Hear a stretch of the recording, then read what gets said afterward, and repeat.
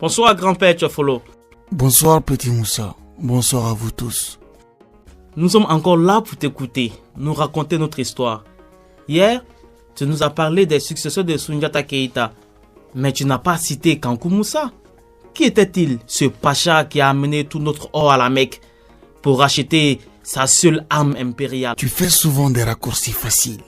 Fils de Boubakri II, qui le remplaça sur le trône, Kankou Moussa fut un grand bâtisseur, pas seulement un pèlerin. Sous son règne, l'empire du Mali fut connu jusqu'en Europe. C'est pas rien. Mais petit Moussa, commençons par le commencement. L'organisation de l'empire sous le règne de Kankou Moussa, c'est bien ça. Peux-tu nous en parler un peu, grand-père Tchofolo? Oui. À la mort de Boubakri II, dont j'ai parlé la dernière fois, Kankou Moussa ou Massa Moussa monta sur le trône. Il organisa son règne et l'empire. Mais cette organisation n'était pas très différente des autres.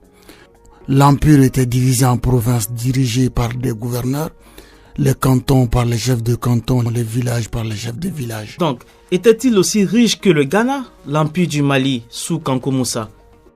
Aussi riche et puissant, Kankou Moussa était le chef suprême de l'armée. Il donnait des ordres aux royaumes vassaux du Mali, qui lui obéissaient et lui payaient des impôts. L'économie de l'empire du Mali, peux-tu nous en parler un peu? Sur quoi était-elle basée exactement? Le Mali était économiquement puissant, comme dans l'empire du Mali. Son économie était basée sur l'exploitation des mines d'or, l'agriculture, le commerce et l'artisanat.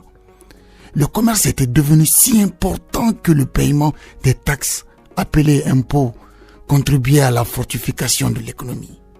Les commerçants payaient des droits de douane pour l'entrée et la sortie des marchandises. Chaque secteur d'activité, comme aujourd'hui encore, avait son impôt. Mais comment était organisée la société? Comme dans l'empire du Ghana, la société était répartie en 3 classes sociales. Les nobles, les hommes de caste et les esclaves. Cette histoire d'esclavage, on n'en finira jamais donc? Tu avais dit que Soundiata l'avait aboli, non? Oui, Soundiata l'avait bel et bien aboli. Pourquoi est-il donc revenu? Le pays, avec le développement de son économie, avait certainement besoin de main-d'œuvre servile. Cela peut-il justifier l'asservissement des hommes? Je suis d'accord avec toi, mais je dis les choses telles qu'elles furent. Je ne justifie rien, mon petit. Moi-même, je suis contre l'esclavage. Mais c'était comme ça à l'époque, et même longtemps après. Si on est d'accord, on peut continuer. Bien donc, dans cette société fortement hiérarchisée, seuls les gens de la cour impériale, des nobles, étaient musulmans. Les autres pratiquaient l'animisme. Cette adhésion des puissants de l'Empire à l'islam permit l'essor des villes comme Djenné, Tombouctou et Gao, où se développèrent des grandes écoles et universités comme l'université du Sankouré à Tombouctou. Parle-nous de ce fameux pèlerinage de Kankou Moussa à la Mecque à présent. N'est-ce pas qu'il a contribué à ruiner le pays et à précipiter son déclin? Ce n'est pas aussi simple que ça, petit Moussa. On parlera plus tard des causes du déclin. Pour le moment, parlons du pèlerinage de Massa Kankou. Kankou Moussa effectua donc le pèlerinage de la Mecque en 1325, accompagné de milliers de serviteurs et d'esclaves, avec une caravane de 80 dromadaires transportant chacun entre 50 et 300 livres d'or en poudre. Dans chaque ville traversée, Moussa offre ses richesses. Sa générosité frappa les esprits, si bien que... Ce n'est pas héroïque tout ça. En tout cas, son passage déstabilisa les économies de tous les pays traversés, où l'or fut dévalué.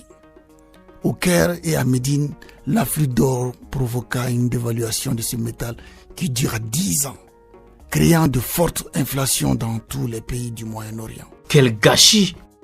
Avec ce pèlerinage, il permit au Mali de tisser des liens politiques, économiques, commerciaux et culturels avec le monde arabe. Il permit également à l'Empire de s'agrandir davantage. Kankou Moussa ramena avec lui des savants et des architectes arabes qui construisirent des mosquées, ouvrirent des écoles à travers tout le pays. Les villes connurent également un essor jamais égalé. Leur nombre atteignit 400. À Niani, Kankou Moussa fut construit une salle d'audience qui communiquait avec le palais. Bien étant le juge, il se faisait assister par des cadis et d'autres personnalités. La justice rendue était musulmane ou coutumière. Et donc, combien de temps dura le règne de Kankou Moussa en tout? Kankou Moussa régna pendant 25 ans. Il mourut en 1337. Et l'Empire du Mali mourut avec lui, n'est-ce pas, grand-père Tchafolo? Non, petit Moussa, mais il entama son déclin. Plusieurs empereurs se sont succédés après Kankou Moussa. Mais aucun n'a pu sauver l'empire qui commença à connaître des bouleversements terribles. Il y a eu Massa Magan de 1337 à 1341, Massa Suleiman de 1341 à 1360, Kassan, fils de Massa Suleiman, en 1360, Marijata II, fils de Magan, de 1360 à 1374, Moussa II, fils de Marijata, de 1374 à 1387, Makan II, de 1387 à 1389, et enfin Sakura, un esclave affranchi qui usurpa le trône de 1389 à 1390. À la mort donc de Massa Suleiman, des querelles de succession affaiblirent l'empire qui sera attaqué par des Mossi, des Touaregs, puis les Songhai. Entre le XVIe et le XVIIe siècle, le Mali se réduisit à ses dimensions d'origine. Mais petit Moussa, comme je te l'ai dit pour le cas de l'empire du Ghana, les peuples du Mali vont créer de nouveau leur État. Sous d'autres noms, mais ce sont toujours les mêmes populations qui vont continuer d'être les acteurs de leur histoire. La nuit s'est fait tard. Je vous laisse aller dormir, car celui qui parle doit avoir pitié des oreilles de celui qui l'écoute. Bonne nuit les enfants.